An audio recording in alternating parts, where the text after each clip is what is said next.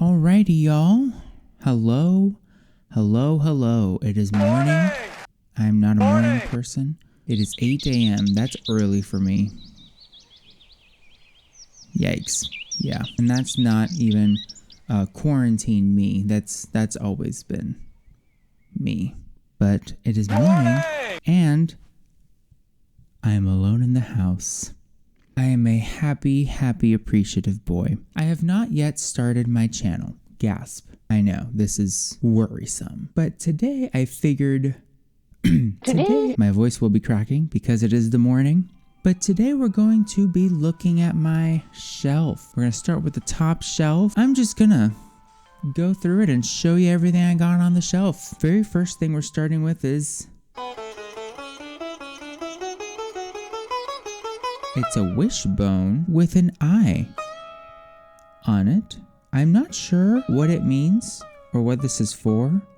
I know it belonged to my uncle, and that's about all the information on it that I have. I'm not sure if this belongs to some kind of cult thing or if it's just a good luck charm. Yeah, I should put it away though. Shouldn't be on the shelf. It should be on my heart. All right, so one thing that I have a lot of is fragrances. I don't have a lot of fragrances, but I do have a lot of fragrance samples. And this is Amyris Homme by Maison Francis Courtier, Paris. I'll do an individual video on this one day. You might find it on some upper right hand corner once I get my channel started, right? So next, I have these two little cups. They also belong to my uncle, and they're part of this Indian tea set. I have the tray for it underneath in a drawer under my bed. It's a very large round brass tray, and then the tea kettle is at the bottom of the shelf, and we'll get there maybe someday. Next up we have my box of Care of supplements. Care of, if you don't know, is a monthly subscription of vitamins, and they send them to you in these individual little packets like this, and then you just open a packet a day and you take your vitamins and then you go about your merry way. You don't have to fumble with pill boxes, which are so annoying, am I right? Yeah, Care of.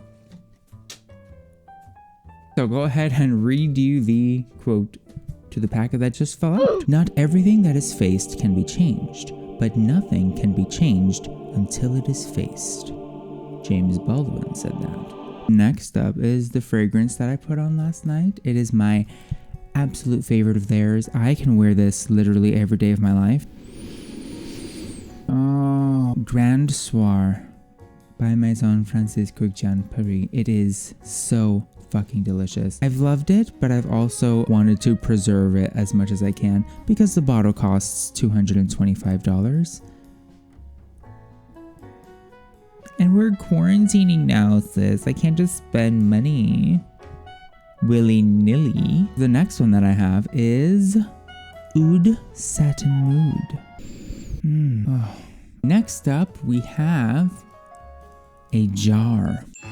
This wasn't just any jar. This was my tip jar from when I was working at the restaurant. I will be honest, I was kind of tired of the service industry. It's just not what I want to do. I'd rather work with books. I love books. Okay, so this is a thing. This belonged to a friend of my theater director from college. I had a very close relationship with this particular professor. I helped her clean out her friend's apartment when he was taken into hospice. While we were cleaning out, she was like, "Hey, do you want this?" And I was like, "Sure." I keep looking outside to see if my mom's arrived, but luckily, we have our solitude here, queen. Masculine pluriel. Man juices. If I ever make a video on it, it's gonna be right here on top of the right hand corner. Let's go ahead and take a look at the books. We're gonna start off with the books that aren't supposed to be here. Catch-22. This one just arrived actually, and I didn't even get it 20% off the cover price. I got it super cheap on bookoutlet.com. Today's sponsor. Liar! They're not today's sponsor. Knowing me, I probably won't read it until 2026. And the next one here is Brown. What being brown in the world today means to everyone by Kamal Al-Soleili. I really hope I pronounced that correctly. This is also from bookoutlet.com. Hopefully, by me learning this, I am becoming the change that I want to see. So the books that are actually supposed to be on the shelf are all classics, specifically Barnes & Noble classics. We have the Iliad and the Odyssey by Homer. Have not read this. Probably will someday in my life. Maybe when I'm 53. It's gonna be my 53rd birthday goal. Classic American short stories by such authors as Louisa May Alcott, F. Scott Fitzgerald, Henry James, Nathaniel Hawthorne, Mark Twain, Edgar Allan Poe, Washington Irving, Stephen Crane, H.P. Lovecraft, Edith Wharton, Herman Melville, and others. And then the last one is The Picture of Dorian Gray and Other Works by Oscar Wilde. Have not read this one either. I have not read the classic stories either. I have a lot of books that I haven't read. That's so sad. So very, very sad. Considering the way life goes, there will be a lot of books that I just can't read in this lifetime. And I don't know if I read them in any other lifetime. What if you're rereading a book that like you've already read when you were alive in 1862? What the fuck? That's disrespectful. The way I had it set up was that in front of each book, I had a fragrance to like go with the book, and you would smell it and be like, ooh, this smells like the book. Here's one that I had started, and this might be an unpopular opinion, but I wasn't able to continue. It's The Ultimate Hitchhiker's Guide to the Galaxy by Douglas Adams. I tried reading this and it just wasn't working for me, man. I'm just very, I guess, particular with science fiction. Hans Christian Andersen, The Complete Fairy Tales. I haven't read all of these, but I have read some. I've kind of like made a little dent on the reading. I should get back into it. The ones my grandma told me though, those did not hold back. The mice always died. We have Ray Bradbury with The Martian Chronicles, The Illustrated Man, and The Golden Apples of the Sun. I don't know why I got this book, because like I said, I'm very particular with science fiction. If it's too out there, I literally, it's like, I'm like, okay, this is like not to dish out anything against people who like science fiction. Let's be clear. It's freaking awesome.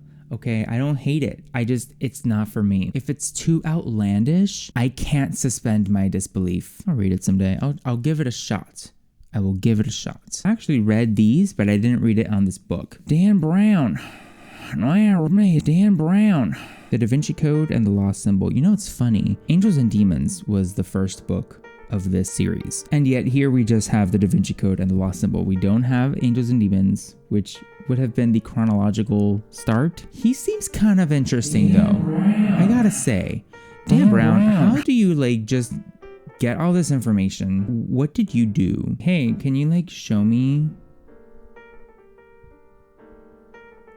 Alice's Adventures in Wonderland by Lewis Carroll? I have not read these.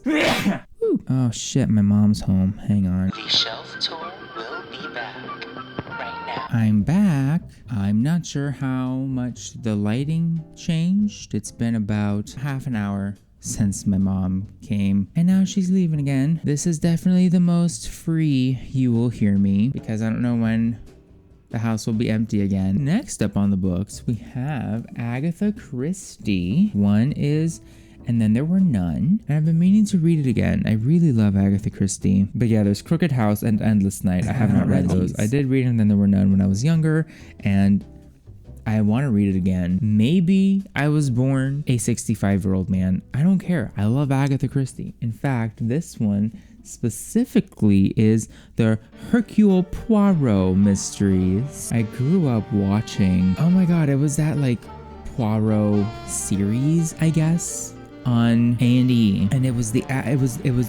version of him with the little tiny mustache. It was so perfect. I loved it. I thought it was real fucking cool. From this one, I actually read two of them. I read Murder on the Orient Express, Not too long ago, actually. Oh, wait. It was long ago. I read it in high school, and that was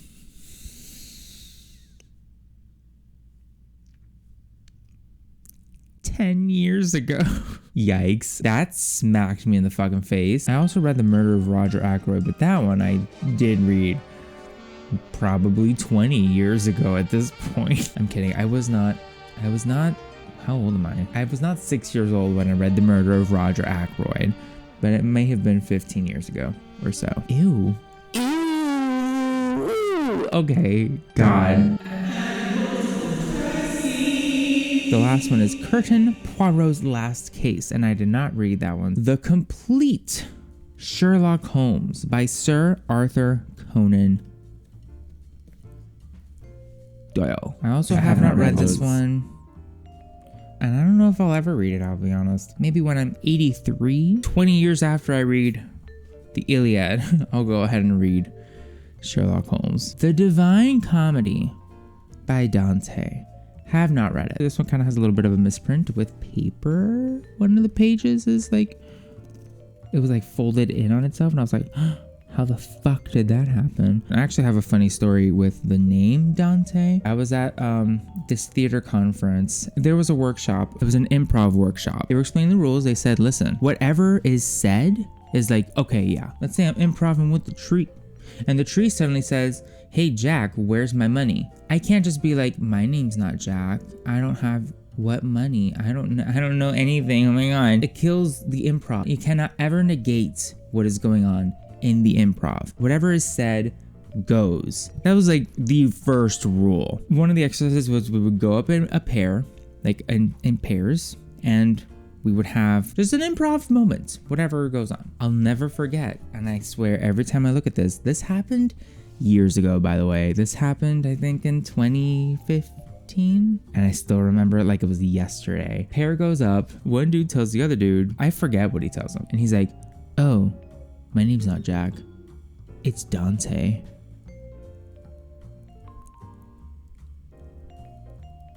Dude, did you hear the rules? The rules were don't change anything. Whatever is said goes for both parties. It's not like one person leads and the other one has to follow but doesn't lead. Both people, everybody in an improv leads.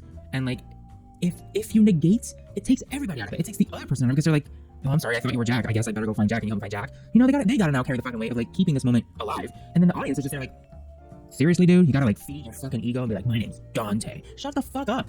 God, if you wanted your name to be Dante, you would have told your partner first before the thing started like, hey, whatever the fuck you do, my name's Dante. If that matters so much. Anyway, that was that story. I had to tell it. Charles Dickens, or as Matilda said, Darl's Chickens. Oliver Twist, Tale of Two Cities, David Copperfield, Christmas Carol, and Great Expectations. I have not read any of these. I might read them maybe when I'm 40. Where are all these? Oh my God, my books. What are all these arbitrary ages that I'm coming up with? I'm gonna read this book when I'm 33. Like, what if I don't live to be 33?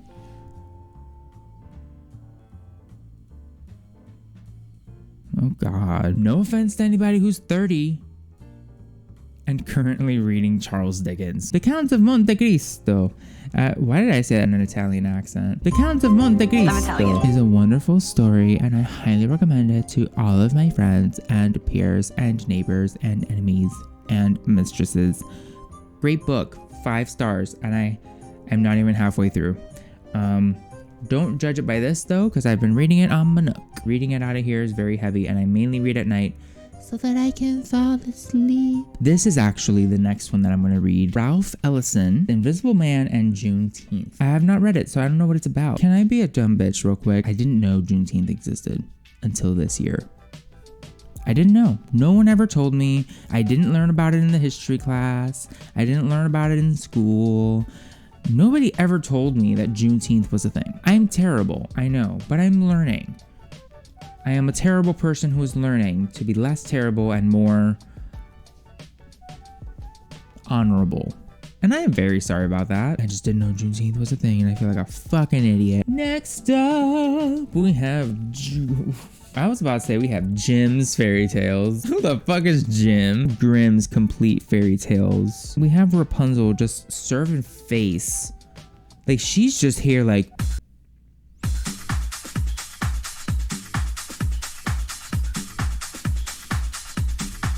Wrapped in her own hair. She looks so sad. She's like. I haven't read these in a while, but I did start reading this one. Dune by Frank Herbert. Have not read it. This looks like a pretty easy short read.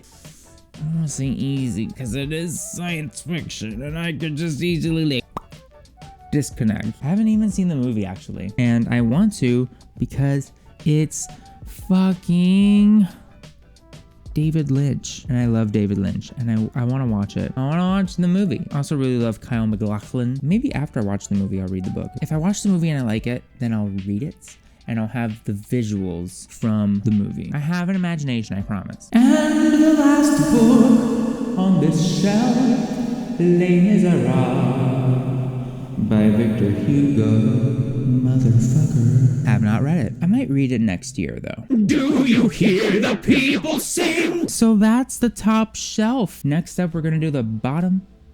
Ooh, we're gonna do the second shelf next.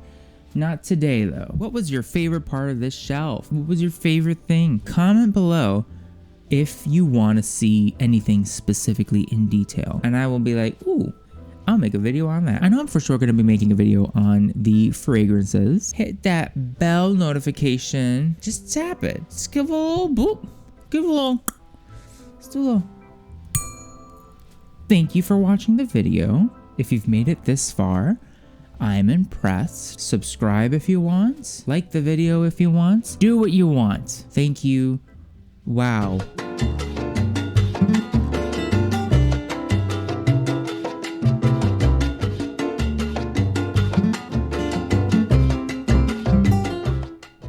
Can I get a little, oh wait, did you hear that? I'm trying to make it cling, but hang on, maybe I just gotta focus my energy right.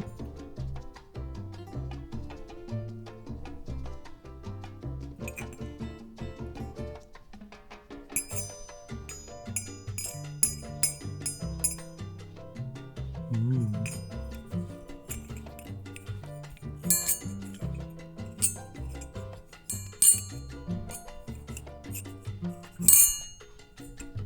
I really tried. No, I didn't.